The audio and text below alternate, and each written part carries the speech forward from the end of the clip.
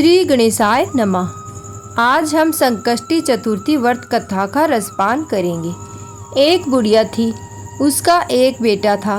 बुढ़िया बेटे के सुख के लिए 12 महीने की संकष्टी चौथ का व्रत करती थी।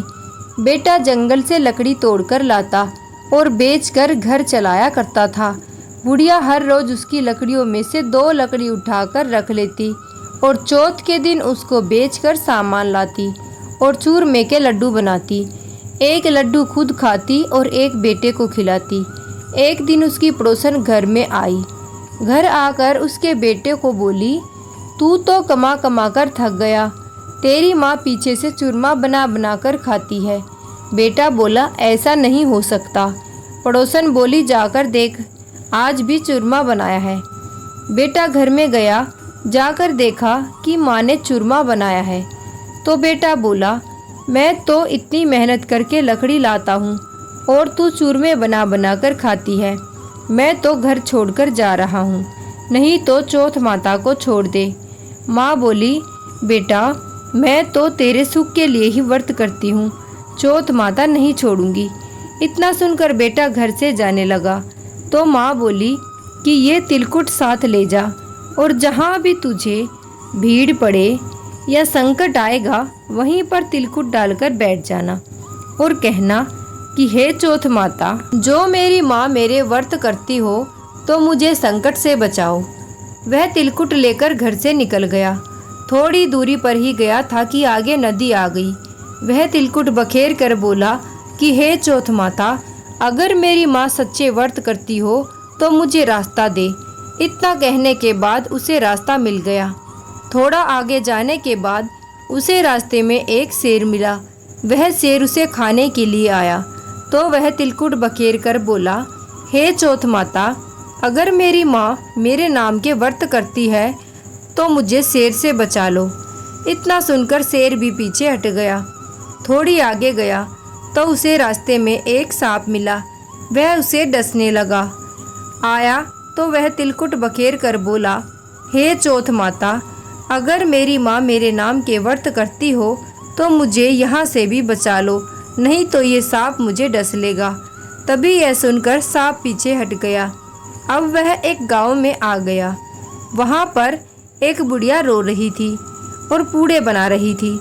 तो वह बुढ़िया से बोला कि बुढ़िया माई, रो भी रही हो और पूड़े भी बना रही हो, क्या कारण है?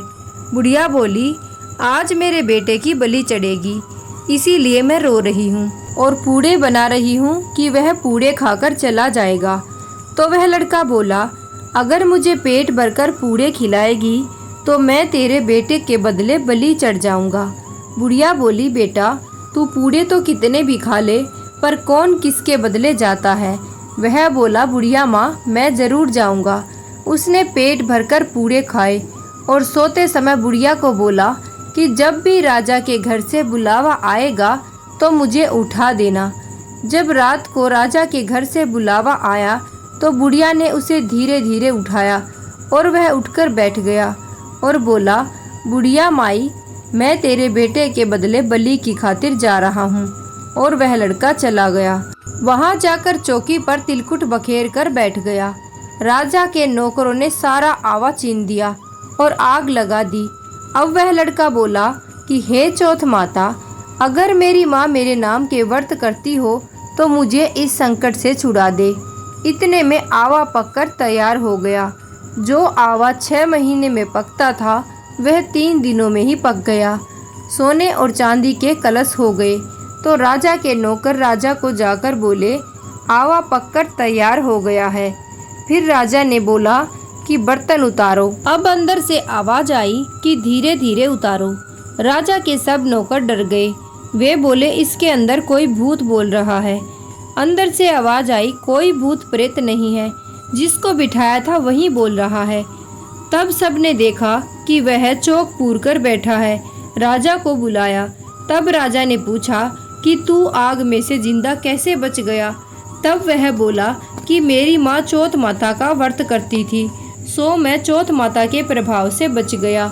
उस राजा की एक लड़की थी। राजा बोला, मैं अपनी बेटी का विवाह तेरे साथ करूँगा। तो राजा ने अपनी बेटी का विवाह उसके साथ कर दिया और वह वहाँ पर रहने लगा। कुछ दिन के बाद राजा की लड़की ने उससे पूछा, तेरा घर बार भी है क्या नहीं? तब वह बोला, मेरी माँ भी है और घर भी है। तब वह बोली, हम अपने देश में जाएंगे। अब राजा ने उसे बहुत सारा धन देकर विदा कर दिया। बुढ़िया लकड़ी चुन चुन कर लाती और उनको बेचकर रोटी खाती। एक दिन पड़ोसन बोली, देख तेरा बेटा और बहू आ गए हैं और बहुत सारा धन लाए हैं। बुढ़िया बोली, पहले तो मेरे बेटे को सिखा बहलाकर निकाल दिया और अब कहती है तेरा बेटा बहू आ गए हैं।